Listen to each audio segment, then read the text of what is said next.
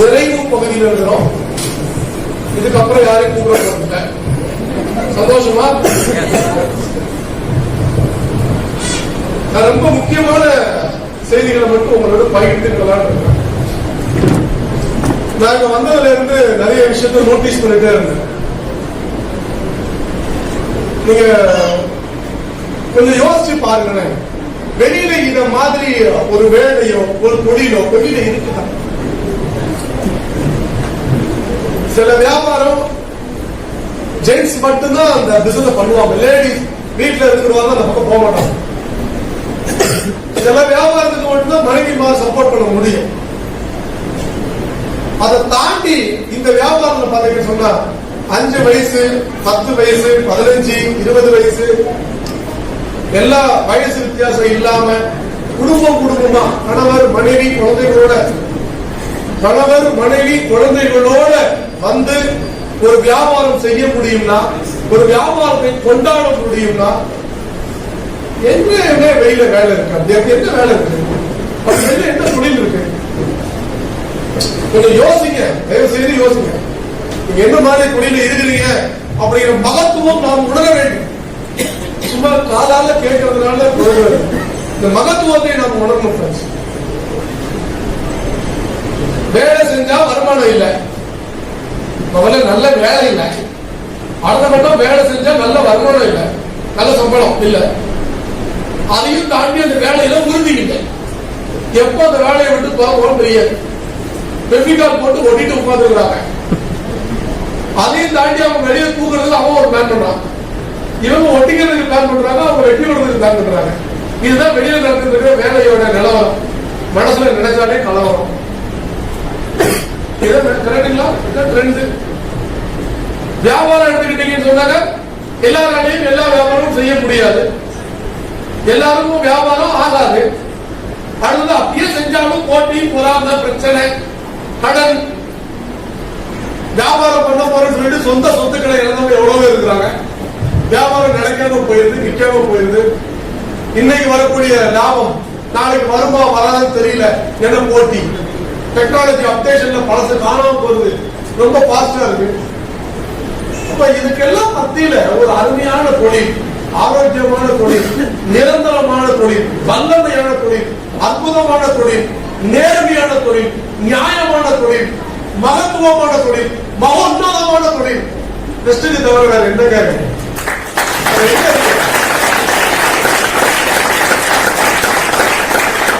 Google search இன்ஜின்ல போய் கூட தேடி பாருங்க, வெளியில இல்ல.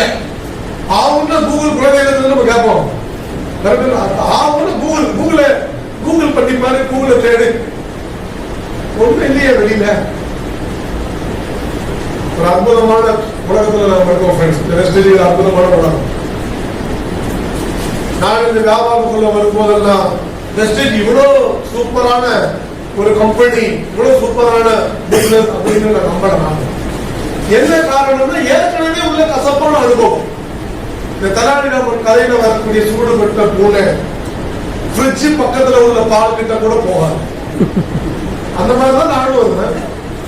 ஏற்கனவே வேற ஒரு நிறுவனத்துல எம்எல்ஏ சொல்லக்கூடிய ஒரு நிறுவனத்துல உழைச்சி நினைச்சதை அடைய முடியல, அடைஞ்சதை தக்க வைக்க முடியல.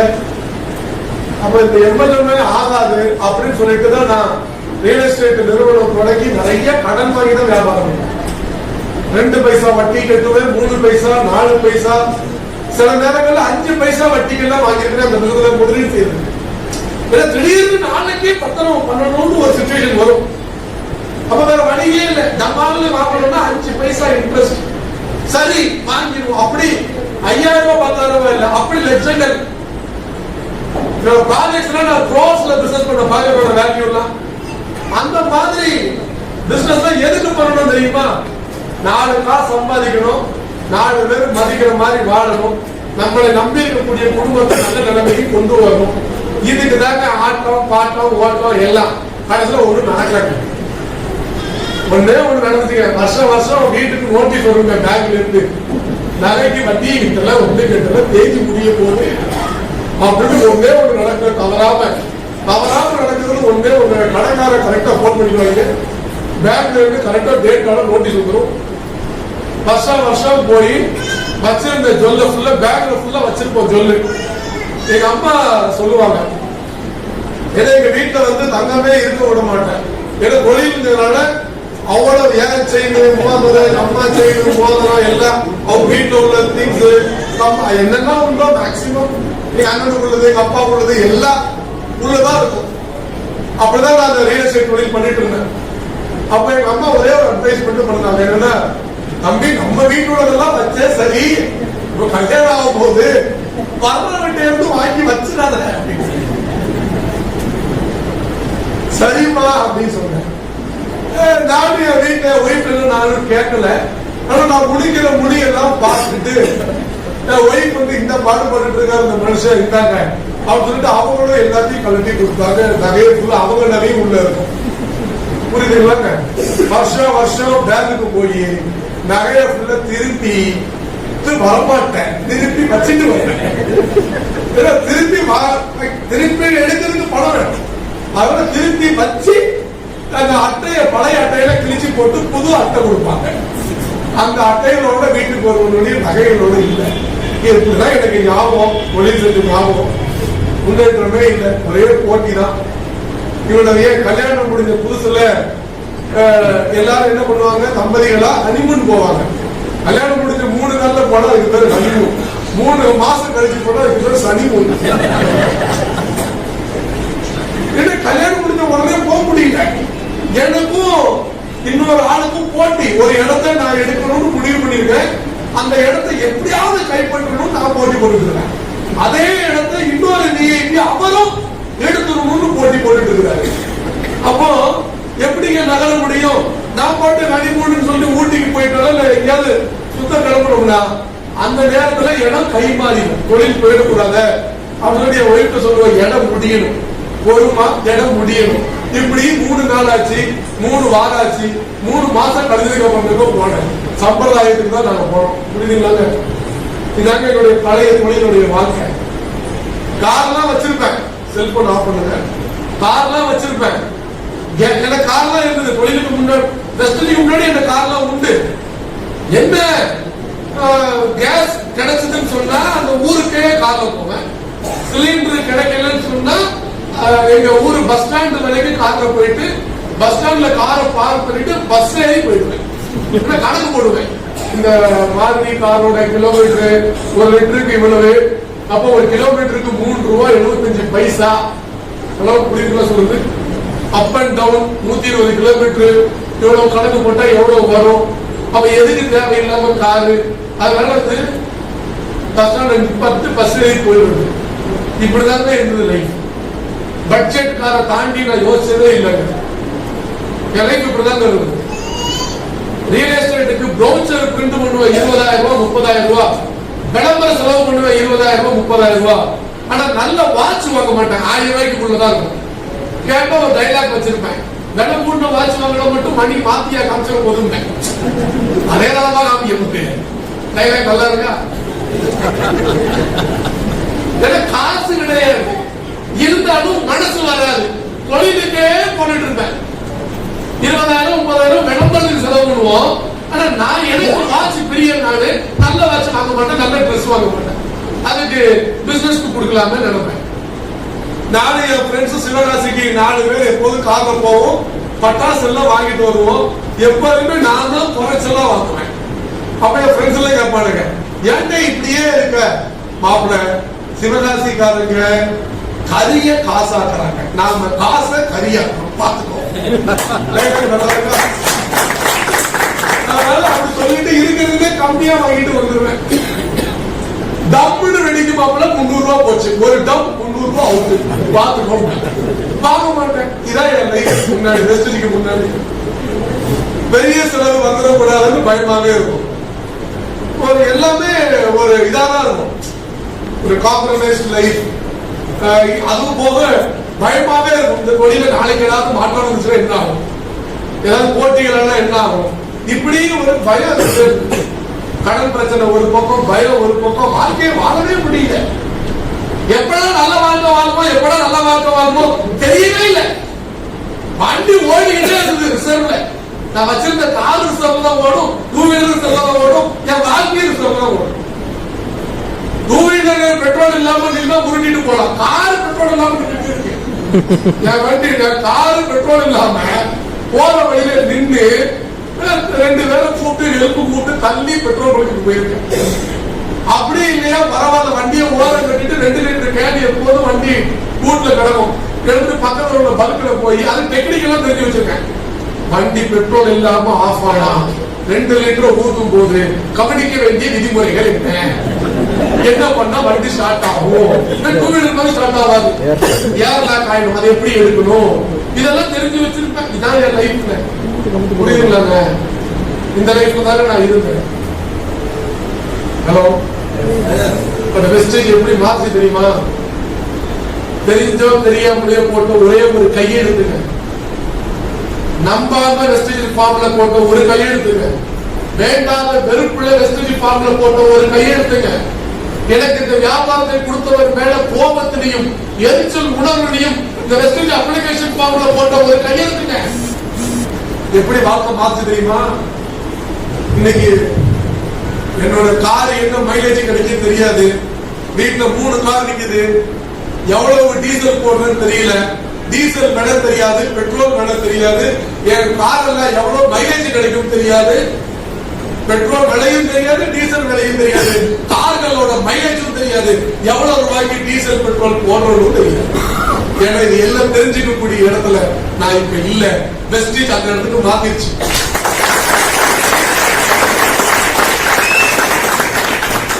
வெஸ்டேஜுக்கு முன்னாடி வாங்கினது எல்லாமே பட்ஜெட் காரை தாண்டது இல்ல, வெஸ்டேஜ்ல சொகுசு காருக்கு கீழே இறங்குறது இல்ல. அங்க பேசிக் மாடல்ல இருந்து ஒரு மாடல் மேல வந்தது இல்ல, இங்க டாப் மாடலுக்கு ஒரு மாடல் கீழே வந்தது இல்ல, ஒன்லி டாப்.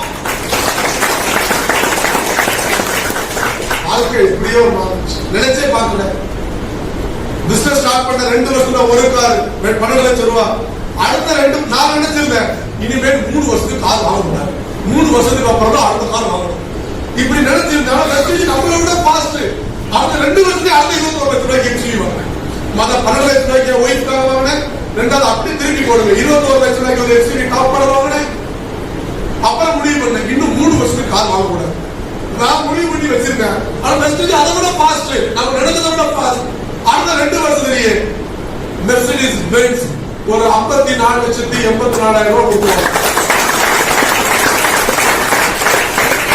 எங்க தாத்தா ஸ்ரீலங்கால போய் வேலை பார்க்க போனாரு.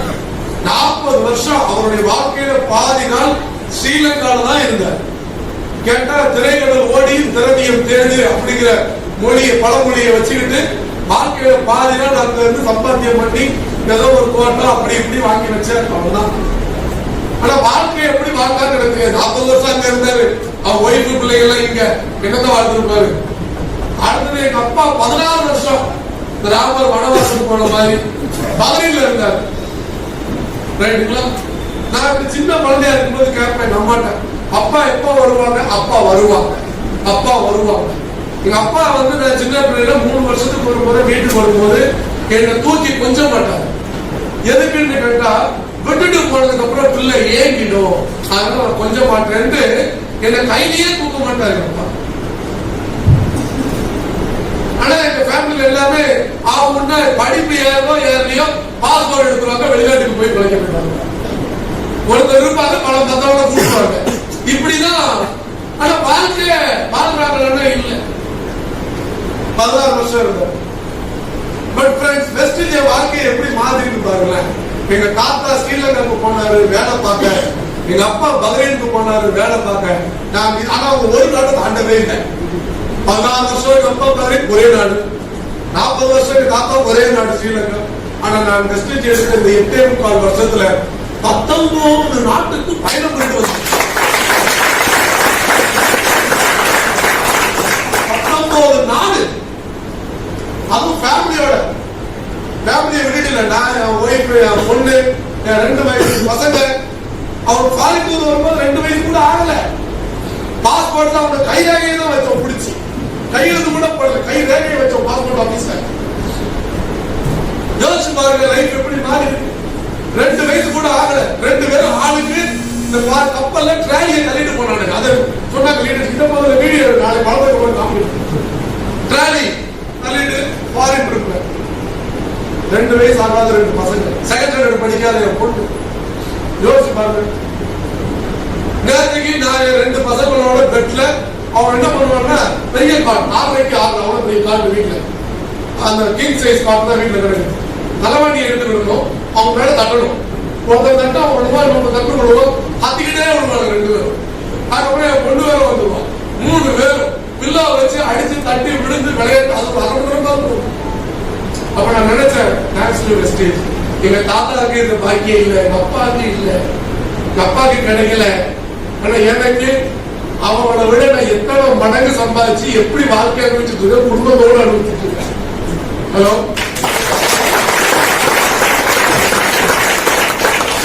எந்த நெட்வொர்க் மார்க்கெட்டிங் எந்த கம்பெனிலையும் வெஸ்டேஜ் மாதிரி ஒரு வாய்ப்பு இல்லை. மாசம் கடைசியான எல்லா எம்எல்எம் கம்பெனிக்காரும் பதவிட்டு கிடப்பாங்க. ஐயோ க்ளோசிங் கரெக்டா அப்படிதாங்க. மாசம் கடைசியில லெவல் வருமோ வராதோ லெவல் எல்லாம் வளர்ந்துட்டு இருப்பாங்க. நானும் என் ஒய்ஃபு என் பிள்ளைங்க எல்லாம் இந்த பக்கத்தில் இருக்கக்கூடிய பூவார் ஐலாண்ட் ரிசார்ட்டுக்கு போயிட்டு ஒரு 4 மாசத்துக்கு முன்னாடி போயிருந்தோம். போய் என் ஒய்ஃப் பவுலிங் போட்டாங்க, நான் பேட்டிங் பண்ணேன், என் பொண்ணு ஃபீல்டிங் பண்ணேன் மாச கடைசியில. ஹலோ ஹலோ, நான் ஒரு ஃபேமிலி, என் சகல ஃபேமிலி. என் சகல வந்து டாக்டர், அவங்க ஃபேமிலி 2 ஃபேமிலியோட நாங்க போயிருந்தோம். நான் தங்கினது அந்த பூவார் ஐலாண்ட் ரிசார்ட்லயே மகாராஜா சூட் அப்படின்னு இருக்கு. மகாராஜா சூட் புரியுதுங்களா? அங்க தங்கினேன். அப்ப சகல ஃபேமிலி நீங்களும் வாங்க, இன்னொரு சூட் இருக்கு, மொத்தத்துல 2 சூட் இருக்கு. இல்ல நாங்களாம் வரல, ஏன்னா 22,000 ரூபாய் ஒரு நாளைக்கு. ஹலோ ஹலோ, ஒரு நாள் கேரி 22,000 மகாராஜா சூட். வெறும் சூட்டு மட்டும் போட்டு நிக்கல. வெஸ்டேஜ் லைஃபே இப்பதான்.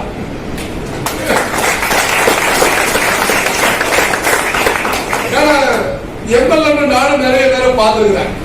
வெஸ்டேஜுக்கு முன்னாடி வேற கம்பெனி மீட்டிங் எல்லாம் போயிருக்கிறேன். இந்த ஸ்டேஜ்ல பேசர் இப்படி எல்லாம் போட்டு பேசுவாங்க. கீழே இறங்கி போனா ஷேர் ஆட்டோ பிடிச்சு போவாங்க. நான் பாப்பேன், என்னடா எதுடா உண்மை? ஸ்டேஜ்ல கோட்டை போட்டு பேசிட்டு இருக்காங்க, கீழே ஷேர் ஆட்டோ பிடிச்சு போறாங்க. இன்னொருத்தர் நான் அந்த மீட்டிங் அட்டெண்ட் பண்ணிட்டு நான் பஸ்ல போகும்போது வேற கம்பெனி சொல்றேன், பஸ்ல போகும்போது ஸ்டேஜ்ல நின்று பேசுறது என் வாழ்க்கை எப்படி மாறி இருக்கு தெரியுமா அப்படின்னு நீட்டி முழங்கி பேசுறவரு. நான் போன அதே பஸ்ல பிளேசரை கலட்டி கோல் போட்டு இப்படி பிடிச்சிட்டு நின்றுட்டு இருந்தாங்க. தம்பி எப்படியே பிடிச்சிட்டு இருந்தாரு. நான் கூட பார்த்தேன், நம்ம பேசாம எந்திரிச்சு அவரோட உட்கார வச்சிருவோம். ஆனா நம்ம எந்திரிச்சு அவர் உட்கார வச்சிருவோம் சொல்லும் போது எனக்கு கூட தோணும், எது உண்மை? இவருடைய வாழ்க்கையில எது உண்மை? ஸ்டேஜில் இருந்து என் வாழ்க்கை எப்படியோ மாறிடுன்னு பேசுறாரு, அது உண்மையா? இல்ல இந்த பிளேசரை கலட்டி கோல்ல போட்டு கம்பியை பிடிச்சிட்டு நிற்காரு, இது உண்மையா? இதுதாங்க வெளியில உள்ள எம்எல்ஏ, இதாங்க வெளியில உள்ள எம்எல்ஏ. வெஸ்டேஜ் அப்படி இல்ல, நிப்பாட்டுறதுக்கு கார் இல்லாம வீடு மாத்திரம் தான் wastage. Hello, real opportunity for real people. இது உண்மையான வியாபாரம், உண்மையானவர்களுக்கு மட்டும் சொல்றேன். உலக வரலாறுல எப்படி கிபீடு குறிப்பது போல இந்திய நெட்வொர்க் மார்க்கெட்டிங் வரலாற்றுல வெஸ்டேஜுக்கு முன்பு வெஸ்டேஜுக்கு பின்பு 2 பிரித்தலாம். நாம ஒரு அற்புதமான உலகத்தில் இருக்கிறோம். நாம் இதற்கு முன்னாடி இருந்த நிறுவனத்துல எவ்வளவோ உழைச்சேன்.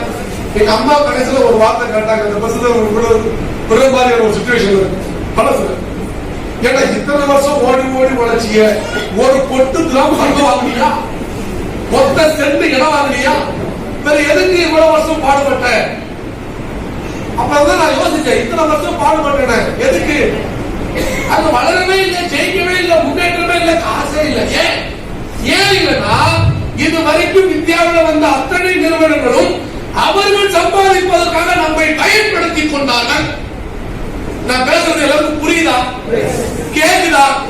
இதுவரைக்கும் இந்தியாவில் வந்த அத்தனை எம்எல்ஏ கம்பெனியும் அந்த நிறுவனங்கள் சம்பாதி சம்பாதிப்பதற்காக, அவர்கள் லாபத்தில் திளைப்பதற்காக நம்மை போன்றவர்களை பயன்படுத்திக் கொண்டார்கள். நாம ஓடி ஓடி உழைச்சோம், அவன் சம்பாதிச்ச நாம அங்கே இருந்தோம். இந்த ஸ்டாண்ட் போட்ட சைக்கிள்ல பிடிய அழுத்தினாலும் அங்கே தான் நிக்கிற மாதிரி எந்த எம்எல்ஏ மாற்றம் இல்லை. ஆனா வெஸ்டேஜ்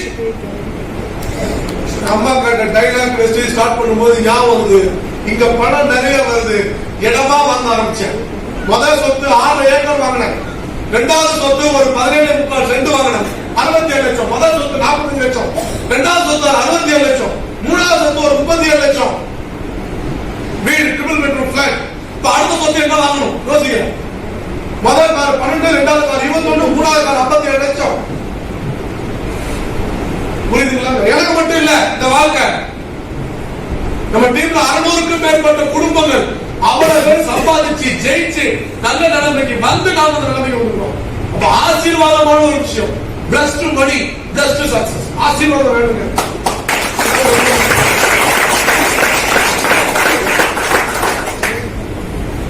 ஃப்ரெண்ட்ஸ், இங்க இந்த சாம்பியன்ஸ் டே மாதிரி இல்ல. இதுவே உங்களுடைய அப்ளை லீடர்ஸ், இங்க இந்த ஏரியாவில் உள்ள தலைவர்கள் எல்லாரும் சேர்ந்து உங்களுக்கு வந்து என்ன பண்ணாங்கன்னா ஒரு மினி அவார்டு ஃபங்க்ஷன் போல நடத்தினாங்க. நான் எல்லாத்துக்கும் ரொம்ப நன்றி சொல்றேன். ராதாகிருஷ்ணன் சாருக்கு ஒரு பாராட்டு சொல்றேன், கருணாகரன் சாருக்கு பாராட்டுகிறேன், A K. Kumar sir, Stanley Joe sir, Mahendran sir, Baburaj sir, Giri sir, and Suresh sir, Sivatha sir, and young chap mister Salmon. அடுத்ததாக நம்மளோட 2 மாபெரும் தூண்கள் இந்த மாவட்டத்துல வந்து எனக்கு ரொம்ப பெருமையா இருக்கு, ரொம்ப சந்தோஷமா இருக்கு. ஏன்னா அவங்க இந்த மாவட்டத்துல இவ்வளவு பெரிய பிசினஸ் வளர்ந்துட்டு இருக்குதுன்னு சொன்னா ஆரம்பத்துல இருந்து ரொம்ப கண்ணு கருத்துமா lady super star Jai madam அவங்களுக்கு நன்றி சொல்லுகிறேன். இங்க இவ்வளவு பெரிய மாற்றங்கள் நடந்திருக்குன்னு சொன்னாங்க. ஆரம்பத்துல இருந்து நிறைய விஷயங்களை கடந்து உங்களுக்காக உங்களுடைய வளர்ச்சியில அக்கறை எடுத்து, உங்க முன்னேற்றத்தில் அக்கறை எடுத்து, உங்களுடைய முன்னேற்றத்தையும் வளர்ச்சியும் வெற்றியுமே இரு கண்கள் போல பாவிச்சு இந்த 2 பெரும் தலைவர்கள் உழைச்சிருக்காங்க. அவங்க